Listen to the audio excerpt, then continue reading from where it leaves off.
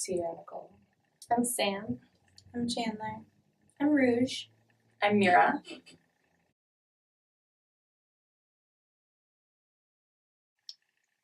I learned it from sex ed and then mostly peers, I guess, and our experiences together, just talking about it. Mm-hmm. I think the same for me too. I learned about it in sex ed, but I think that as girls, they don't really tell us as much, even though I feel like we should be told that more, even because a lot of times it is found to be the boys or the men that are not finding the consent word, not hearing yes or no.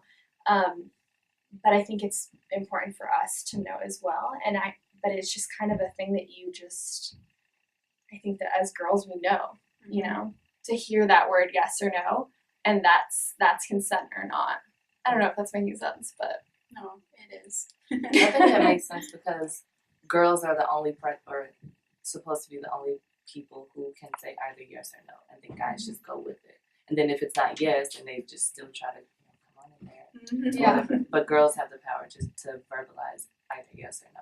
And yeah, that should be something that should be told more to them. Like, be more, adamant about saying no if you want to say no. Whereas I feel like usually it's them drilling the men, like, oh, you should always, only do it if you hear them say yes, if they want to do it, if they consent to it. But it's just as important for girls. I grew up in small Catholic town, so there was no sex ed. No one really talked about sex or consent of the body ever. So I pretty much just learned about it as I got older from like my peers and viral videos on the internet and just that communication between people as we got older. And then also something I feel really, really strongly about in terms of consent. I kind of think in like an opposite manner of sometimes girls aren't perceived as a threat, so we're very like cutesy and we think we can get away with everything. And I've been noticing more and more that men are dealing with issues of consent because a lot of women now just think like, oh, this happens to me all the time, so it's okay that I do it to men, and like I'm not a real threat, so I'm going to do whatever I want. Mm-hmm. And I think kind of it's a thing between all genders that everyone kind of needs to work on. Yeah, very true. I took sex ed multiple times because I moved a lot as a kid, and I don't remember ever learning anything about consent. I don't remember that. It was all about just don't get a disease and just don't get pregnant. And that's what stuck in my head. So even if it was taught, it clearly wasn't like it definitely wasn't emphasized. Yeah. And as someone who usually dates women, issues of consent are really interesting because we're both consenting, and sometimes I don't hear a soft no very well, so I'm completely capable of pushing out someone else's boundaries without even realizing it. So it's a really interesting dynamic. Yeah. I learned from my parents first, and then sex ed, and then my peers. So I was able to kind of formulate my own perspective before receiving from my peers, who obviously know as much as me, and that was nothing at some point.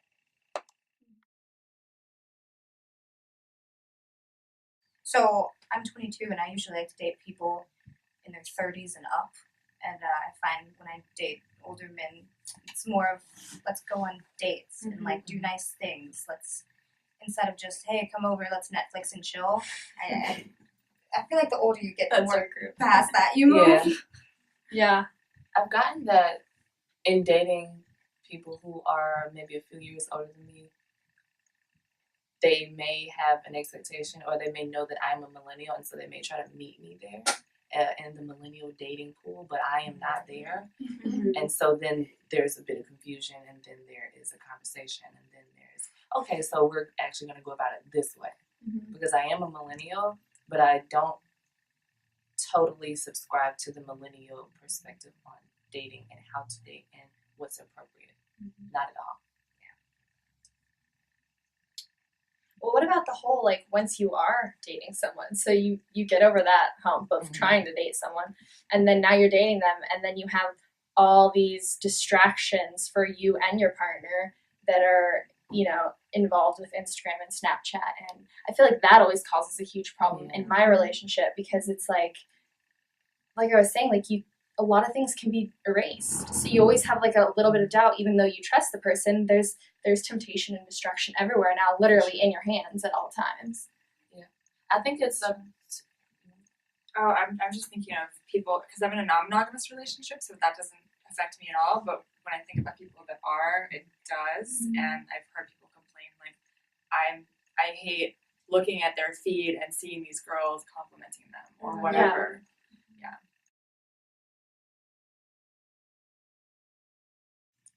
I feel like all of my friends have, everyone that I know have.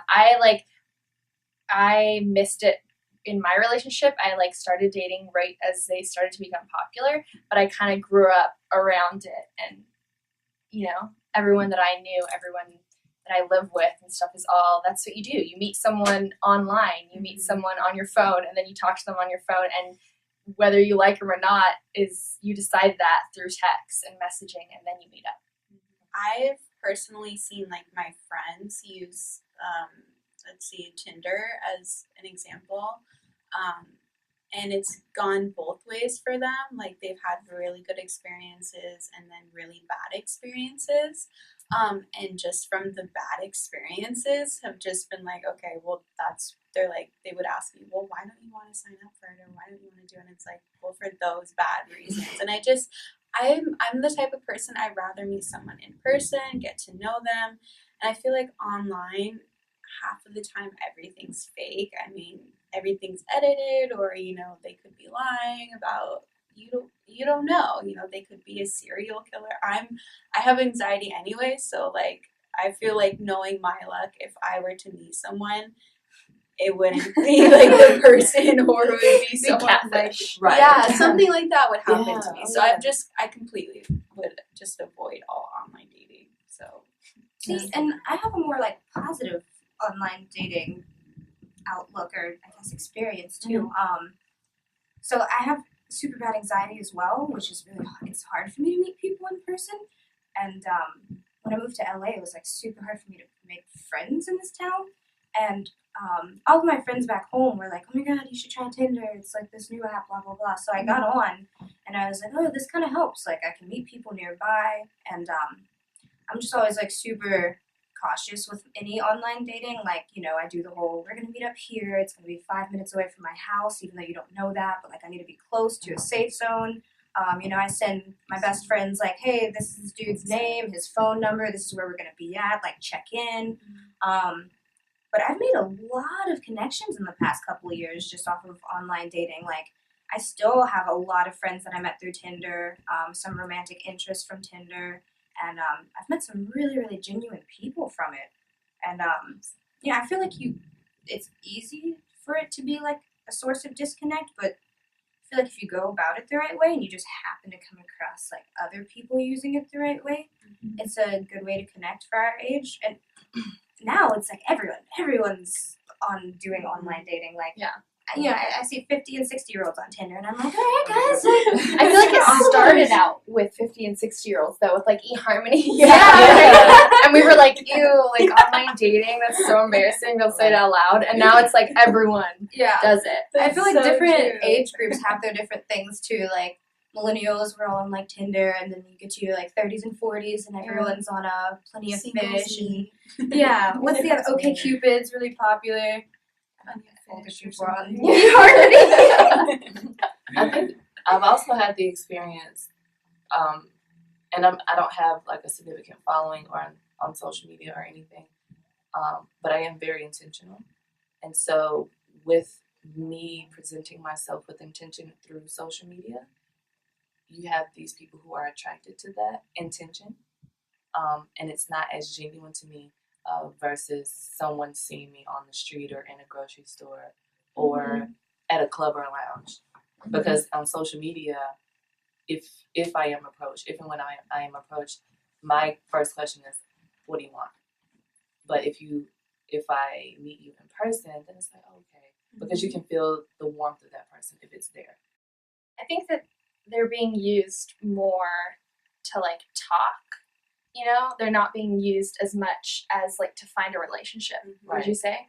I feel you had said earlier about embracing it. I think everyone has really embraced or been okay with the idea now of using online dating, but I don't think it's necessarily benefited us long term, especially. Do you think that our like dating style and like hookup culture as millennials is like at all influenced by the fact that we're technically the children of divorce, and, like having that generation of parents, baby boomers, and like all the divorce and marriage is not working out. Do you think that kind of influences like this weird jaded sense in our generation where we're just like, I've thought about that a lot. I'm Yeah. a kid of divorce. Yeah. Same. Yeah. Oh, Oh, wow. Wait, all of you? Yeah. Not me. Not good. The majority of us. Yeah. Yeah. And so I like had really bad anxiety about committed relationships for a long time because I'm like, well, but if I commit to this, but it doesn't work out, and then I repeat the cycle. And so I don't know if you guys share that anxiety, but that shows up. Yeah. I think from personal experience, I am a child of divorce. But I didn't take it as a negative experience because my parents, fortunately, I've learned of my parents as personalities outside of being my parents. I've had that experience. So when the divorce happened, I didn't take it, oh my God, like relationships are this way and that is the only way that they are.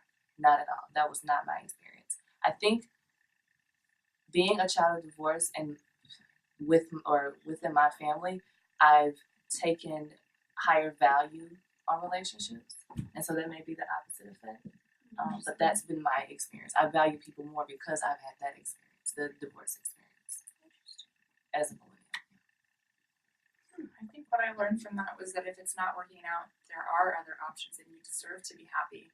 And I think a lot of us might have that energy, and so then we have all these, like our parents didn't have these options in front of them. They still got divorced and worked it out, but we can, like I met my current partner on OkCupid, and you can still scroll through there and see all these amazing people that you might want to connect with. Yeah. Which is kind of temptation.